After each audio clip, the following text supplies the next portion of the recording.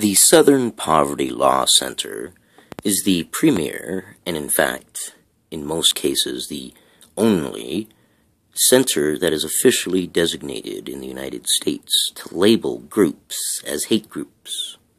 Now, when the Southern Poverty Law Center labels a group as a hate group, it's not a legal action. It's more of a, hey, watch out for these people, they're a hate group.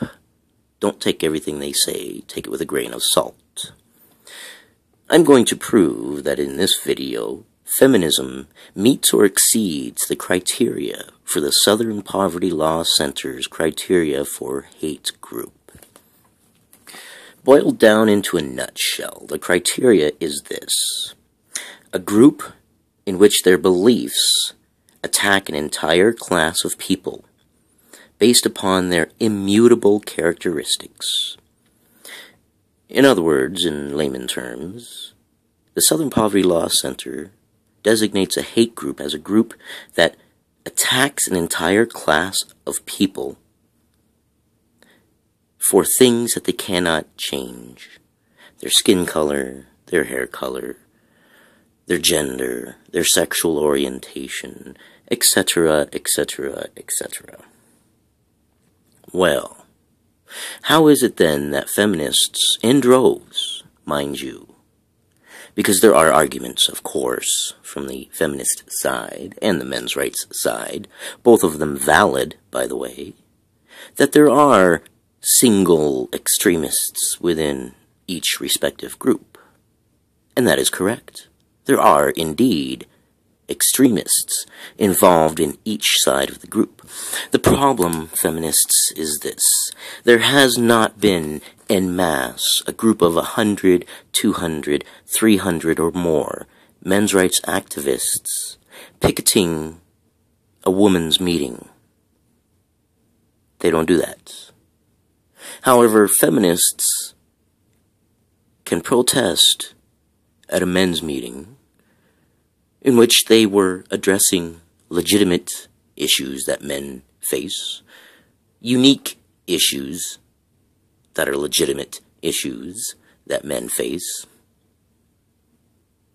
and all the while calling the men's group a hate group. They're spewing hate speech, and they're calling anything walking with a penis a rapist. While these men have penises, that's an immutable characteristic. Those feminists attacked those men because they had a penis, called them rapists, called them a hate group, as they spewed their hate speech, which is very ironic when you think about it. But the most interesting thing is this: when you go to the Southern Poverty Law Center, and on the top right-hand side they have the search bar, if you type in the word men's, M-E-N-S, here's what you will find. Article upon article upon article defending feminism, describing and swearing that everything bad you hear about the women are, in the very first post, as you'll see if you decide to search for it, false claims about women, lies. In that article, the Southern Poverty Law Center asserts that women do not lie about rape. Really? Have they not watched the news lately? I think they have. But I believe that they're so ingrained in the money that feminism reels in that they're too deep in the hole. They can't even crawl out of it. It's a real shame in today's day and age when we have things such as Meg Lenker Simons. She sent herself a rape threat. She was the administrator of this site,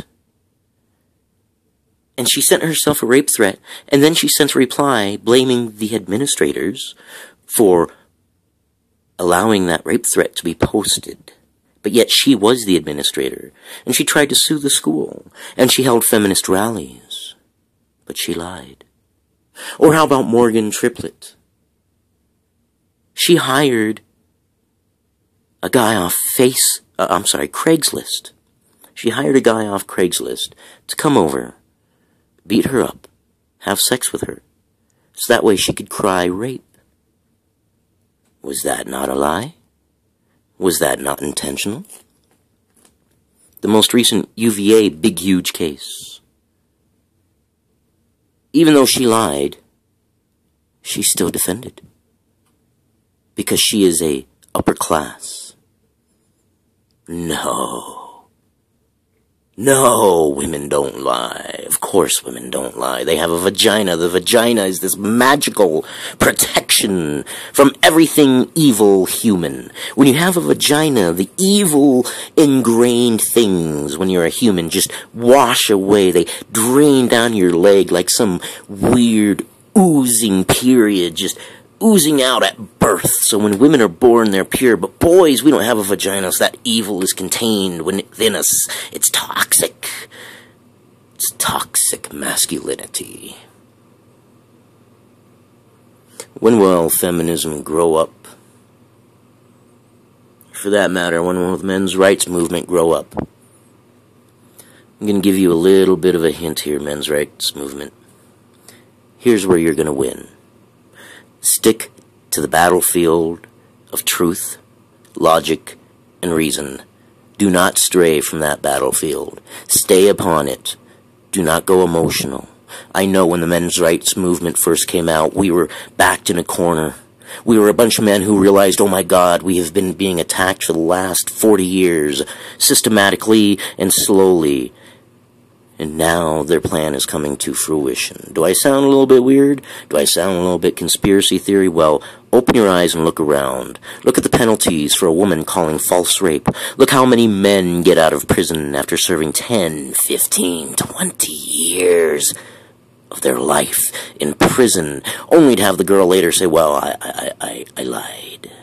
A man gets his football career ruined, the best years of his life gone, only for the woman to pop up and say, oh, well, I lied. But that's okay. Do you not see this? This is why the men's rights movement will win. But only if we stay within logic, truth, and reason. And in this discussion, truth, logic, and reason cannot be avoided.